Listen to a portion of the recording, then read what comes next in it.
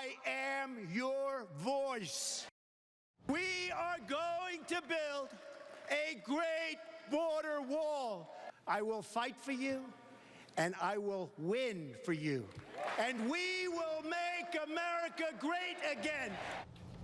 Well, it was a 75-minute-long speech by Donald Trump, the finale of the RNC right here in Cleveland. To break down last night's Trump speech, Leslie Ungar, she's here with us this morning. Hi, Leslie. How are you? I'm great, thank you. Yeah. Although I was up late watching and critiquing that speech. A lot of people were. What's your first reaction? What was your first reaction when it was done? 75 minutes, an hour and 15 minutes. My gosh. That was probably my second reaction. My first reaction was, that's a lot of yelling. Yeah. To yell for 75 minutes straight, that's a lot of yelling, especially because, you know, Bernie's been accused of yelling and Hillary's been accused of yelling.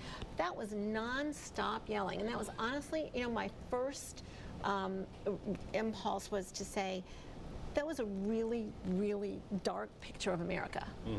If somebody was listening to that speech that had never come to this country, I think they would think we were this dark, sinister, third world country. Interesting. So I think that, you know, candidates have an option throughout a campaign in every way of being positive or being negative. Being positive in their advertising or being negative in their advertising, being positive in their message or negative. Unfortunately, you know, statistics tell us that negative does better. And this was a very, very dark picture, painted so that he could say, I will lead you out of this. I thought what was very interesting, we, those words were used so much. You're used to hearing people when you're on a platform talk about what they are going to do, but I was just surprised by how many times it was almost like reinforced. Is that, I guess, like a convincing tactic or a speech tactic? Or? It's a rhetorical device. Okay. It's called a mantra, a repeatable mantra, and not all speeches give that to you, but when a speech does give that to you, or you can put it in a speech, it makes it easier for people to repeat you. And that gives your footprint a much bigger footprint if you don't just say it once, if someone can repeat it. It's like build the wall.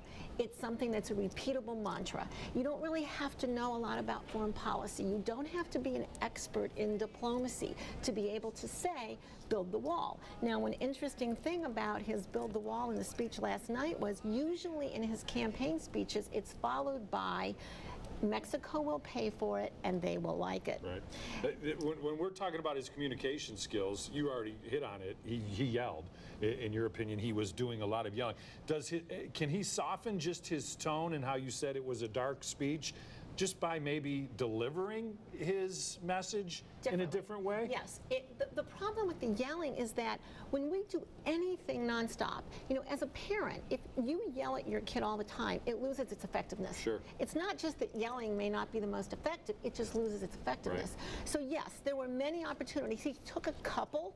He did take a couple opportunities to kind of soften it up. And at one point he said, oh, thank you for applause on that. Thank you for appreciating that. So yes, much of it is with how it is delivered. And the problem, and they said with yelling, is that it just loses its effectiveness. Yeah. Okay. Okay, Leslie, thank you so much. Impulse Communications, Right. Leslie, she's a coach. She's coached many CEOs in this area on how to best get your message across. We appreciate your time.